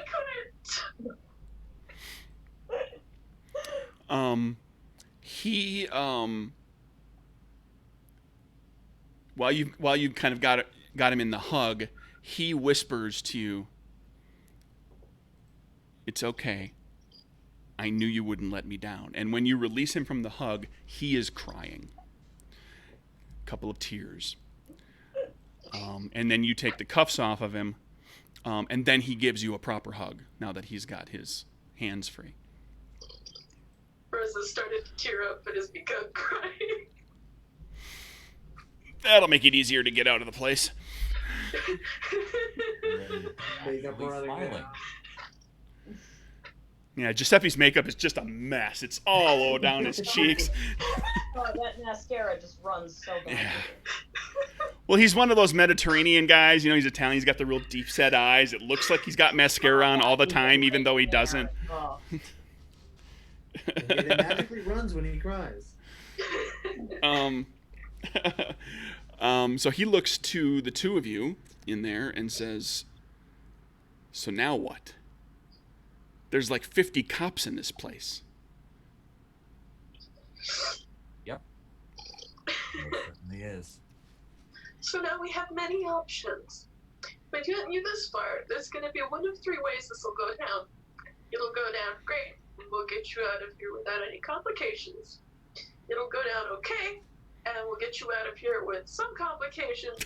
Or it'll go so poorly that I've already told everyone who's a part of this that they know nothing, and I will deal with the problem.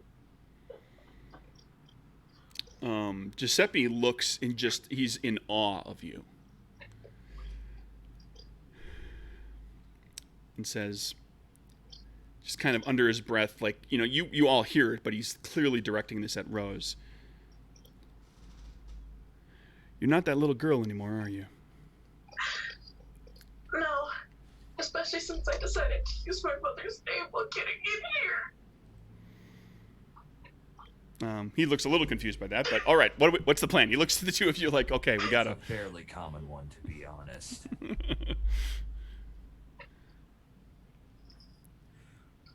First off, I'm sure there probably aren't, but there aren't any windows in this. No. There. Okay. There's a mirror. Okay. Yeah, there's a door and a mirror, and there's a table, and a few chairs, and there's metal eyelets, you know, big, thick, heavy metal eyelets that are screwed into the wall, and then also a couple of those that are screwed into like this. It's this heavy wooden table that looks like it, you know, like getting it through the table itself through the door would actually be quite a chore. And it's got these heavy metal eyelets that are screwed in there, like that's where you run the cuff, you know, the chain of the cuff through there, and the person sits at the Mr. table. Sakamano, now we're gonna walk out the front door. That's all there is in this room, plus the phone.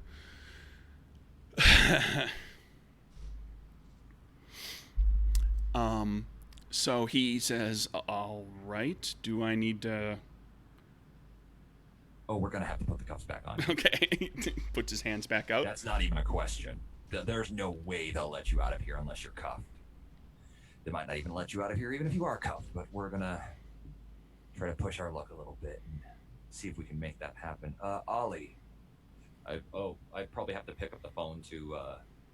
Can Ollie hear me? Yeah, I could. Yeah, once you pick up the. What's going on in there? Well, it's Yeah, because we had the phone up. listening in is the whole They point. were able to listen quietly from the other side Okay. through the glass. Essentially, it's, you know, kind of muffled. It's a little hard to hear. You got to really pay attention. But once you pick up the phone, yeah, you're able to talk very clearly with each Ollie, other. how far away is the car from where we are roughly?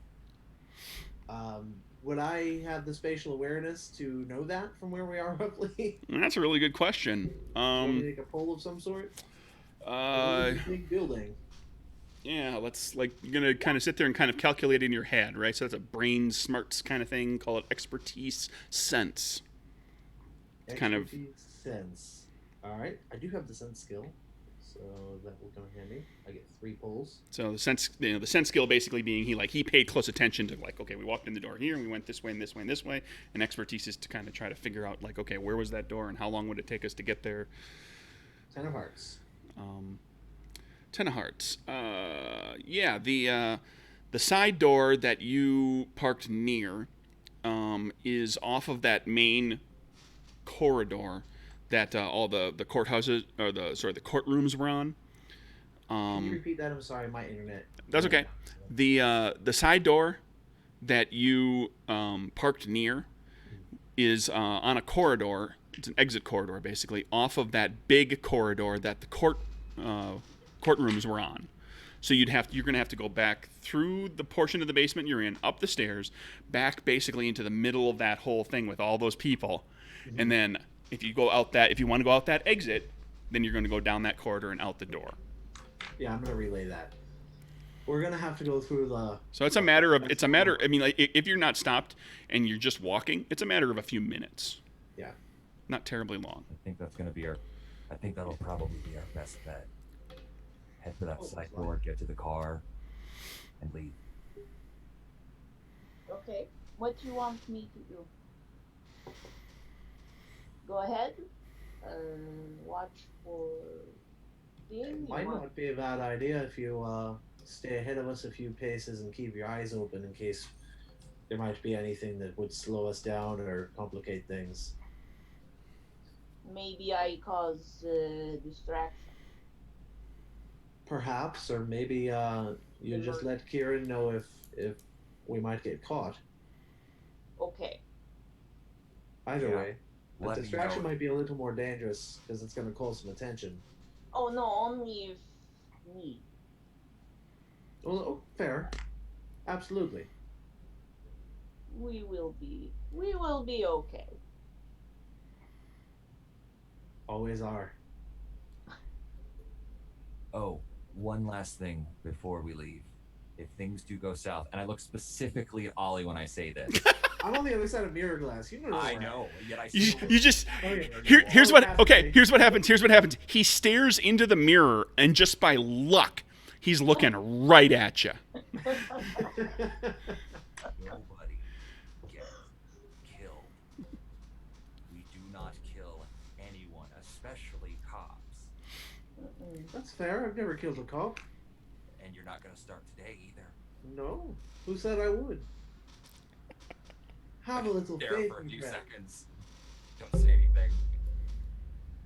Have a little faith, my friend. We're blessed today. Everything's gonna go just fine. Just fine. You think God blessing us today?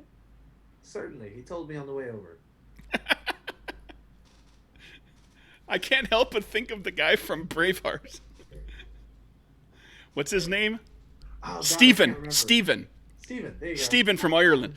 That's so long. I came over from my island. Your island. Yeah, the island. It's mine. If an Irishman wishes to speak to his betters, he's forced to talk to the Almighty. Love that character. Okay, so... Sorry, didn't mean to deflate your whole threat there, Kieran. It's all good. No, it's fine. Ollie's kind of like, yeah.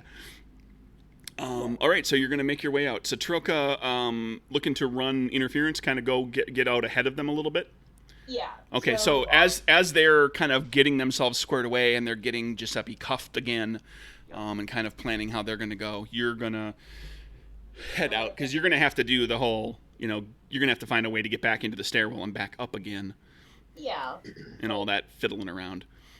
Hopefully, I'll just stay, because I can thin myself out as well. Right? You can, but you're not like paper thin, so that people look right through you and not even notice you. Yeah. They're like, that's one of the things about this game is that typically, generally speaking, all powers there is some sort of a presence to them. You can tell something's going on.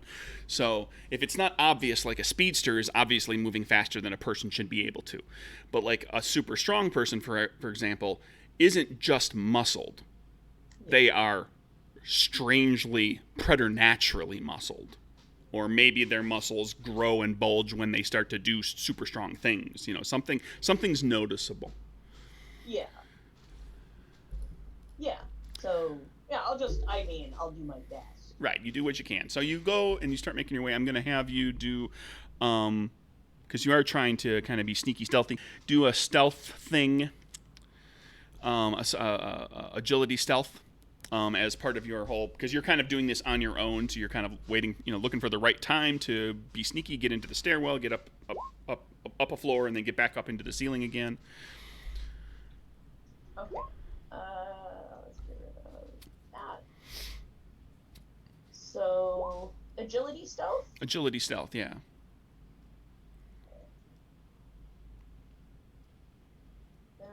good enough.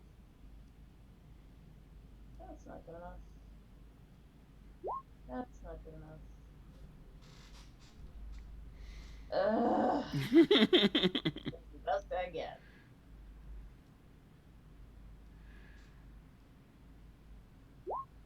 Sticking with that, or Moxie for a card? I want to save my Moxie at this point.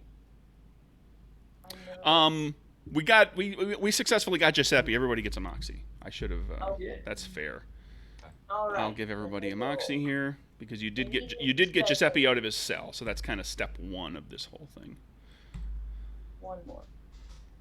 Oh boy! What you gonna do? Hooray. That's all I got. 10's higher than a 9. Yeah. That is true. Comes with a clubs. Yeah. Clubs is a Hooray. complication. Hooray. And if you want to go back to the 9, you have to spend another Moxie. I'm gonna have to do that because stupid complications. No complication. Alright. 8 of hearts. All right. You go thinking you're being super duper stealthy. You think you've got it under control. The other 3 of you have Giuseppe now, and you start making your way up. Yep. You make your way through the ground level, or the basement level, to the stairwell, up to the first floor, and back out into that, it's a kind of secured area. Now you're walking with Giuseppe out through the checkpoint that you guys just came in. Yep. The checkpoint clerk, the plainclothes person, is kind of looking at you funny. Just keep on walking like we're supposed to. Walk like you know what you're doing. Yep.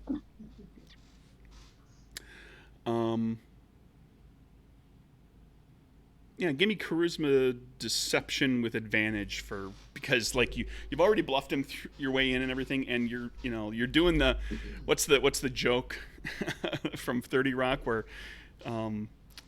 Matt Damon's character is talking about how, like, if you got a uniform on and you walk with a purpose, they'll pretty much let you in anywhere. I've been on the second floor of the White House when the Obamas were asleep because he's a pilot and he has a uniform. So it's like if you have a uniform on and you walk with a purpose.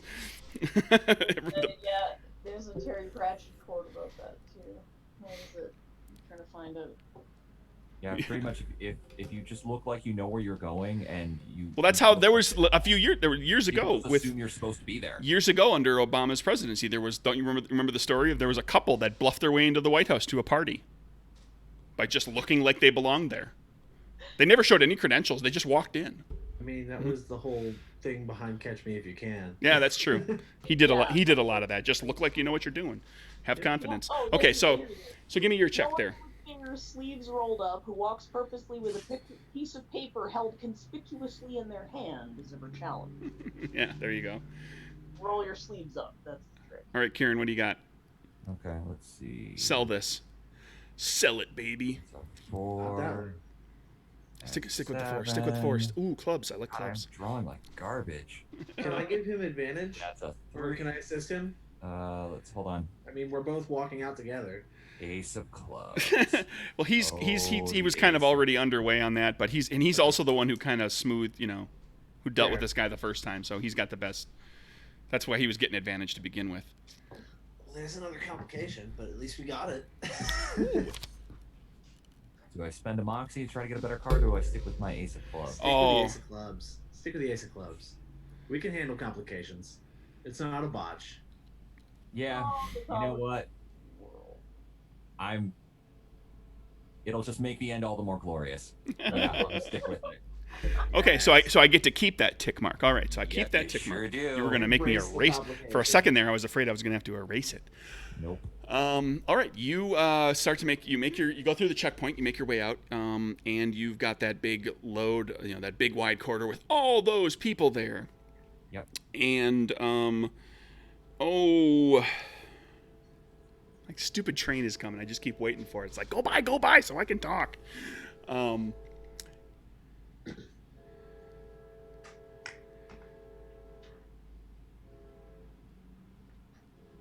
It's just going to take forever. God damn it. All right, so you're... There it is. There we go. Yeah, you guys make your way out, and you're going through there, and as you're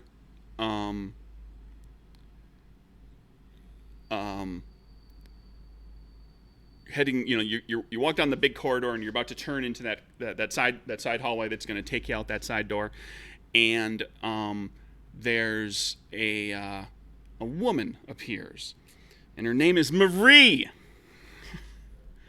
And she's coming walking through like she's got someplace to go, and she looks and she sees what did she call you, Kieran? Oh God. Where did I jot that down? I have it. Hold on. Jimmy. Wasn't it Jimmy? Yes. Jimmy Ciparelli. Yeah. Yeah. And then On was called Johnny, and I was called Lily. We're screwed. And she sees you, and she shouts, kind of not like doesn't scream it, but says it loud enough. It says, "Jimmy, what are you doing here?" I keep walking like I didn't even hear her. Ollie's gonna look over at Jimmy for a second. You want to take care of that for a second? Yeah, I'll run interference. Get him out of no matter what happens, get him out. Rose grabs a hold of Giuseppe to make sure he doesn't go anywhere too far away, and also to try and blend in. Continuing to march him out. So you guys continue marching out. Kieran goes to run interference on her. You walk up to her. She's like, "Hey, how you doing?" I kind of throw my arm around her, and I go, "Walk and talk." Okay, and you start walking with her. Yep.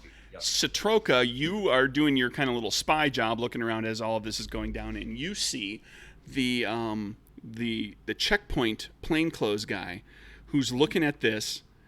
You were there, correct? Yeah, you caught up. You were there when when Kieran and Ollie gave their false identification to this guy, and this guy is looking at this woman screaming Jimmy, talking to him, and now these two are starting to walk out together, and they're like, nobody can hear what they're saying, but they're like over there talking to each other. And his face goes from just kind of calm, like doing my job, to furrowed brow, like, what the hell just happened here? And I'm gonna share that with Kieran. As I'm sitting there talking to her, I go, "So Marie, I'm gonna need you to do me a really big favor here, right now. I need you to slap me in the face as hard as you can." Marie's up for a good time. She wails on you. She gets overly excited and takes a really hard shot at you, and actually doesn't slap you, but like hits you in the jaw with the heel of her hand. Take one hit damage. Like she actually cracks you a good one. Okay, I basically tell her I need you to hit me as hard as you can, and then storm off like you're mad at me. Okay, and she just cracks you in the face, and then goes storming off down the hall and starts screaming, starts making up this like story about how I can't believe you cheated on me, and it's this whole thing. She starts crafting this tale, and Satroka, you're looking back and you're seeing this guy looking at all of this, and his hand goes from up above where he's got it like on the counter with the clipboard and everything else that he had there, and it goes down beneath the counter. Uh-oh. And then a buzzer starts sounding. I share this, of course, that I'm seeing. And he yells and he points down your direction toward the group of you and says, "We got a 10-15!" Do we know what a 10-15 is? You have no clue. Rose is just thinking this is the worst right now. It's probably Ollie's going to be been the worst arrested. case. Can I spend a moxie to know what a 10-15 is? It's fine. I'm not actually going to spend a moxie. No, you're not. This is something I would have been affiliated just like, with. just general ne'er-do-well criminality and everything. You're not going to know what this is. Gotcha. Kieran actually walks up to the guard like he's mad at him. You're like 40 feet away from the guy. Oh, you were halfway up. You were like 2/3 of the way out. Oh, okay. when all this happened. I just really. Satroka just noticed, she was kind of keeping an eye on everything, and because she can look around in her smoke form and not look suspicious. Yeah. She just kept poking her Okay. eyes around, looking around at everything. She's gonna. So did Rose is gonna look immediately at Ollie and be like, "Take this for me, and if need be, run with him." Well, when Ollie hears the alarm and the shouting of 10:15 or whatever, even though he doesn't actually know what it is, he's going to stick his hand in his coat like he's got his hand on his gun and look around like he's going to help out with the 10:15, but also protect his prisoner in case anything goes on. So he's still going to look like he belongs there and is interacting with the situation as best as he can. Okay, so the alarm goes. You start doing your bluff thing. I'm sorry, Rose. What did you say? You were preparing yourself to run, but you said something before that. She told me to. I was preparing for the worst case scenario, like Okay, got you. pushing Giuseppe a little closer to Ollie so that if Nudge, shit nudge, hits the nudge. bed, Ollie can run Giuseppe Kieran and is going. Rose will protect him, at least. Okay. Kieran, what? Kieran storms towards the guard, like he is furious with him. I walk up to him and I go, Oh, hold on. Hold your horses, big guy. You start to storm toward the guard. And from back down the hallway, out of an interrogation room or some room, out of one of those rooms in that beyond the checkpoint, comes the Ice Queen. and now I turn around and head towards the exit. Because she responds to the scream, and she looks and sees you, and then hollers for people behind her, like back in the room. She screams for people, and then starts like she doesn't even go through the door. She runs and jumps over the desk, over the counter, and does the butt jump where she slides Now I'm across. heading the other direction. Yeah. As soon as I lay eyes on her, I'm like, nope. Rose is going to prepare an action. The moment Ice Lady shoots, she is going to shoot her new gun. Okay. You guys run. Kieran. Okay, so Kieran's running. Satroka, what are you doing? Well, actually, let's do this because Satroka gets to see everything that's happening. That's kind of her thing, so she gets to react to everybody. So, Ollie, what are you doing? You see the Ice Queen. I've seen the Ice Queen. Do I know if she's seen me? Is it like obvious? Like we make eye contact? Or She has screamed for help from behind her, and she has launched herself at Kieran. She is running toward Kieran. I'm wondering like how far away Kieran is from us. Like if it's obvious that we're together still, or like if she would know that I am with Kieran. Or not. You don't know. I would have no idea.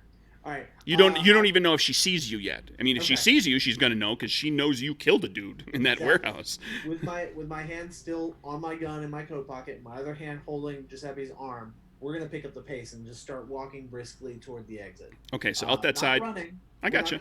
Yeah, I we're got just you. gonna pick up the pace a little. Out the side door. And Rose, you're ready to whip out the gun and fire a shot if need be. But are you standing there? Are you heading out? Or are you going somewhere else? What are you doing?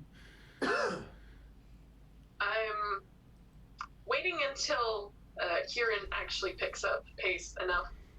At this point, Kieran is bolting. He has claimed that he is running. He's full bore to the exit. I'm bolting. He saw the Ice Queen and said, "Okay, that's it. The jig's up." Nope, jig's up. Then I'm carefully making my way to the exit at a fast enough pace where I can at least still see the Ice Queen if she shoots. Okay. And Satroka, you see all of this, just everything's going along just fine, and then in a matter of about 2 seconds, all of this just goes to hell, Okay. and you see it from your smoky vantage point. So they're coming out of the door. They're like call for people to come out of a door behind you. Well, she's in the middle of a secure area. There are probably at least 5 or 6 employees or courthouse employees or cops armed who are within shouting distance of her back there. You would think there's at least a handful. So she shouted for somebody. She basically shouted for backup. She shouted for help. And then she launched herself over the counter. There's like nothing I can do. I have no. I don't know what to. I will follow behind. like stay on top of her, basically. Are you staying up in the ceiling, or are you coming down into the room? No, I want to stay on the ceiling. For Okay. now. Tracking her from up within the ceiling as she is running is going to be very difficult, because in order to keep track of her, you have to move and then take a stop and look and find her. You know, she's going to outpace you because of the amount of time you have to spend stopping and finding a spot to poke your head through. When these guys were just kind of walking through the place slowly, you could keep up with them pretty easily. But somebody who is moving at full speed with a purpose to a specific destination is going to be hard to. It's going to be hard to stay right on top of her. It's going to be nearly impossible. You can try it, but it'll be really hard. I guess. I mean, you can stay near her. Yeah. I mean, you know where these guys are going, so if they're going out the side entrance, that's probably where she's going to go. So you can kind of be in that vicinity.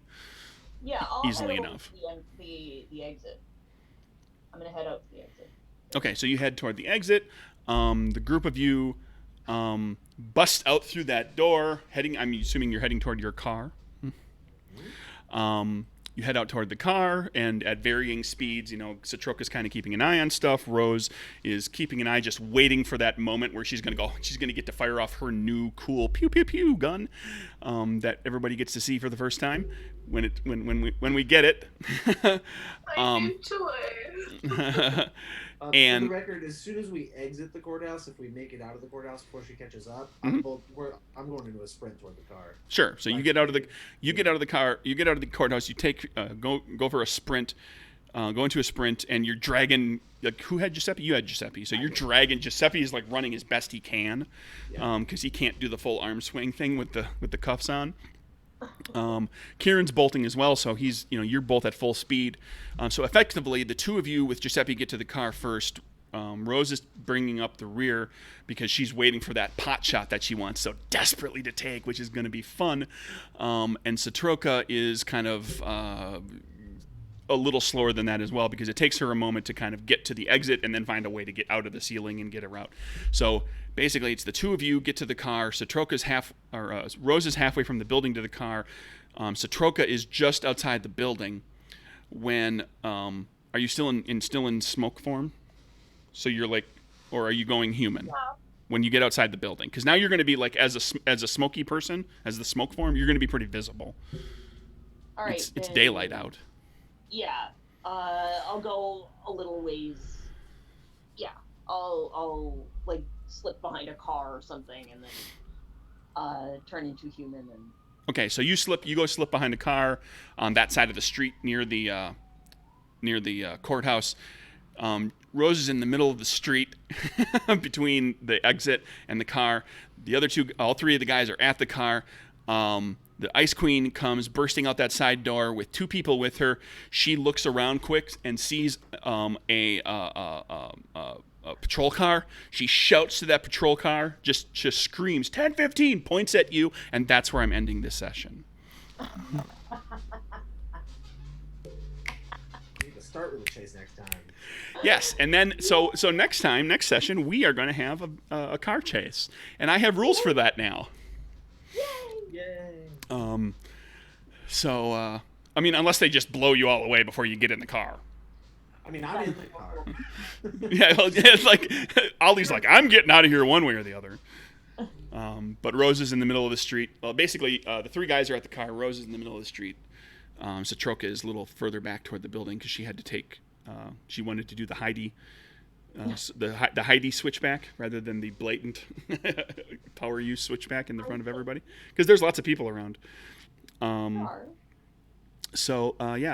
keep track of where everybody was, and we will pick up from there. And it'll basically, the next session, we will jump right into initiative, and assuming everything doesn't go spiraling out of control in the first round, we'll probably get into a car chase pretty quickly. But you did get him out. we got him out of the building. I'm so impressed. No shots fired. Yeah. Yeah. I'm honestly amazed with as many complications as we had that it went as well as it did. All came at the end, I feel like. Well, and here's the way I did it to give you. This is just an idea. This is just an idea of a way to handle this. I figured if this turned into if it turned into a chase, if you guys, if it didn't turn into, like, if it didn't all just blow up in your faces while you were in there and you had to shoot your way out, because then it becomes more of a shootout kind of situation. But if it did get to a chase kind of thing, I was like, well, how many people are going to get on your tail? So what I did was I decided that there would be at least 2 people that are going to be looking to chase you. I was going to, if that's going to happen, we're going to have at least 2 characters, right? But there could be more than that if, based on complications and botches that you guys go with, and I ticked off every complication that you got for clubs, and I ticked off every botch, and I used one of the complications by having the Ice Queen show up in the first place, and so the remaining complications and botches are going to determine how many adversaries there are. Oh, so Marie wasn't a complication. What's that? Marie wasn't a complication. She well, Marie was that was. I guess you could probably say the Ice Queen and Marie were essentially the complication together, because basically it was like as long as you didn't stymie yourself completely from getting to him, like, and one of you didn't just decide to pull out a gun and start shooting, it was like you kept your cool. So I figured it was going to be it was going to be like an escalation kind of thing. That's the way I played. It was like, we'll escalate to a point where it's dramatically appropriate, and we'll make these things kick in, and you'll have to deal with that, and it'll make for an interesting thing. And then so essentially, the complication was the fact that the Ice Queen is back, Lizzie is back in the story, and Marie was the catalyst to just kick that off, to make to really bring her into the story. I just originally when Rose sees her, that's just foreshadowing. I was going to have her kind of pop up. I just wasn't sure when she was going to come into the storyline, and you guys managed to not blow it between that point and the end, so then I kept it to the end. So that's just a way of, like, rather than having the complications happen all at once, you can have it, use the complications to determine how difficult some climactic moment might become. You could also do the same thing with, you could take those botches and complications and turn those into, like, if you guys had to go defuse a bomb, for example, the more complications and botches you scored in the process of getting the information about where the bomb was slows you down, and there's less time left on the bomb. So defusing the bomb, it has to happen faster. So you can translate that to, like, some other sequence of events, some action sequence. Man, no. Like, Citroka is so mad that the Ice Queen is a cop. She's so pissed. Because first, she finds out she's not invulnerable in her smoke form, which makes her so angry. And then this lady was such a jerk about the whole thing. Stroka's just like, no, I don't like you. You hurt me. Well, I'm gonna throw Moxie. Moxie made me bleed my own blood.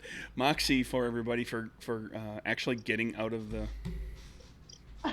warehouse too without like you say, no shots fired. So now you've got plenty to blow during an action sequence. I didn't expect us to go Moxie this round. Oh my god. That's lucky, yeah, wow. I will need them. Well, the plan went off reasonably well. Things considered. I'm the only one who got hurt, and that was my fault. But no, I didn't want to use hypnosis, because hypnosis would have been very, very noticeable in the middle of a crowd of people. That's fair.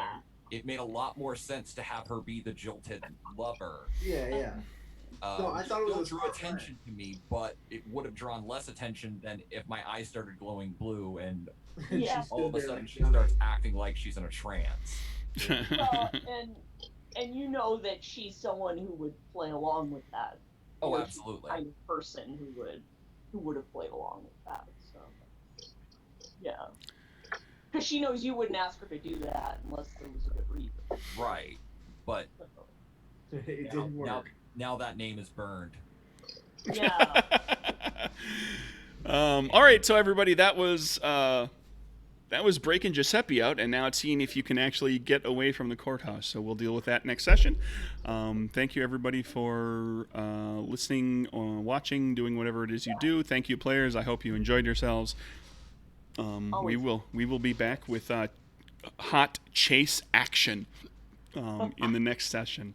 So bye, everybody. Oh, and I did say that if I died, I would haunt Ollie, and there's rules for that too. Yes, in Capers Noir, there are rules for haunting. I'm not sure that I would use those for this, but we'll see what happens. Maybe if somebody dies and wants to become a ghost, maybe. So we'll see what happens. Bye. Bye.